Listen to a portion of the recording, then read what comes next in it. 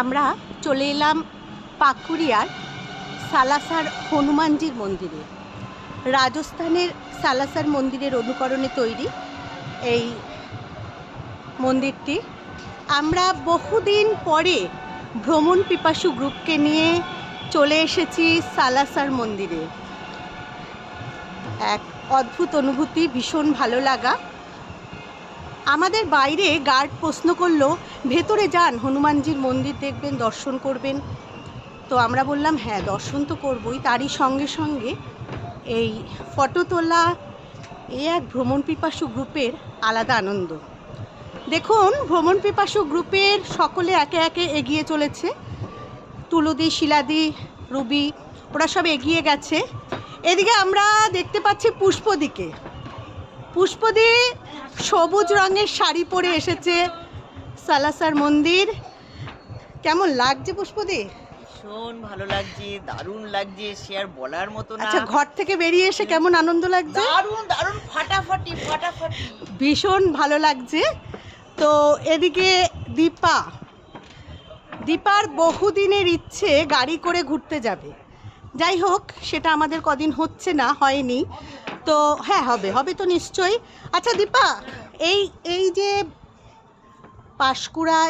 পাকুড়িয়ায় এই যে জায়গাটায় এলে কেমন লাগছে?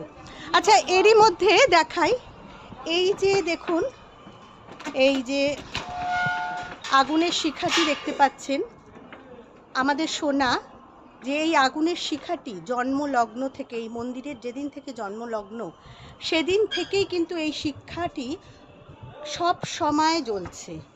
এটা একটা ভীষণ ভালো দেখার জিনিস। আচ্ছা, আমরা আসছিলাম দীপার কাছে। দীপা বলো, কেমন লাগছে? খুবই সুন্দর। আমি তো জানি না যে এত সুন্দর সুন্দর মন্দির আছে। মহাদির জন্য আমি আজকে এত মন্দিরে ঘুরতে পারছি বা দেখতে পাচ্ছি। অনেক দিন ঘোরা হয় না, কবে থেকে বাড়িতে বসে বসে বলছি যে ঘোরা হচ্ছে না। মহাদি কি ভুলেই গেল নাকি ঘোরা। তাই আমার তো ভালোই লাগছে খুব। সত্যি খুব সুন্দর, একদম বাড়ির কাছে। এবং আমরা এবারে কিন্তু গাড়ি নিয়ে আসিনি, একদম বাসে করে সুন্দর। আর আমরা বাসে আসব, আমাদের একটু চিন্তা হচ্ছিল যে আমরা কি করে আসব, কিন্তু যাই হোক এসেছি, ভীষণ সুন্দর।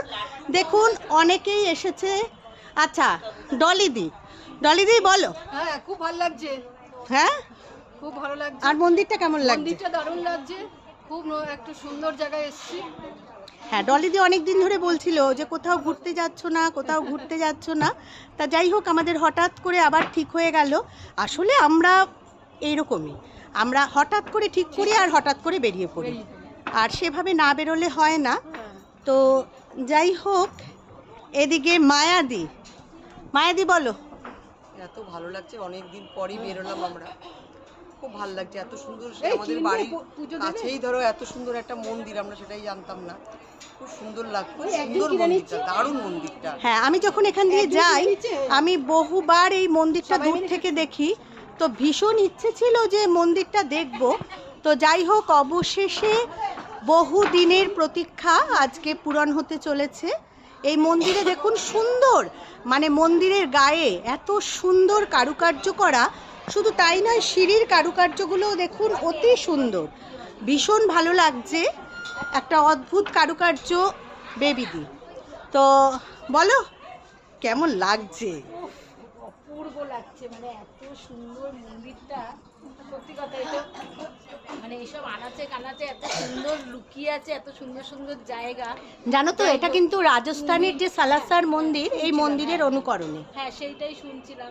যাই হোক, তুমি খুঁজে খুঁজে বার করেছো, এসে আমরা খুব ভালো লাগছে। আর আমি অনেক দিন পরেই আমরা আবার বেরিয়েছি, আশা করি আবার সামনে এরপরেও বেরোবো। আমার প্রচুর পায়ে ব্যথা, সেটাকে উপেক্ষা করে আজকে একদম মন ইয়ে করে চলে এসেছি।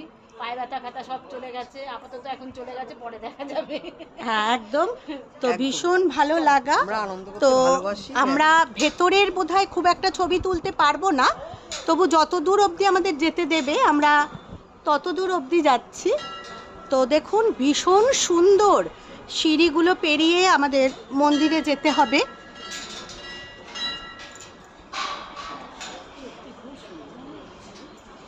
দেখুন, অনেক দর্শনার্থী এসেছে দেখতে। আর সবচেয়ে বড় কথা, দেখুন প্রাকৃতিক পরিবেশ, যেই প্রকৃতির টানেই আমরা বেরিয়ে পড়ি, সেই প্রকৃতিও এখান থেকে এক অদ্ভুত সুন্দর। এদিকে দেখুন বিকালের সূর্যাস্ত।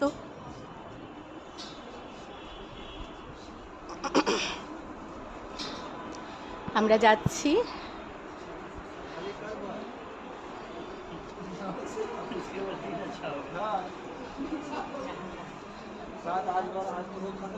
এই যে সূর্যাস্তটা দেখুন কি অপরূপ লাগছে।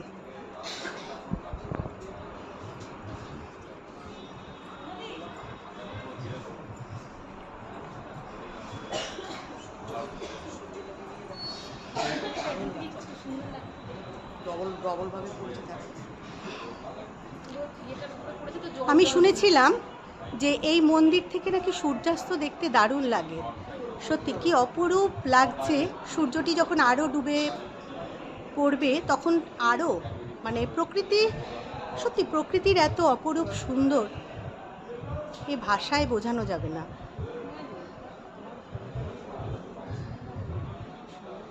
কি সুন্দর দেয়ালের গায়ে কি অপূর্ব কারুকার্য দেখুন।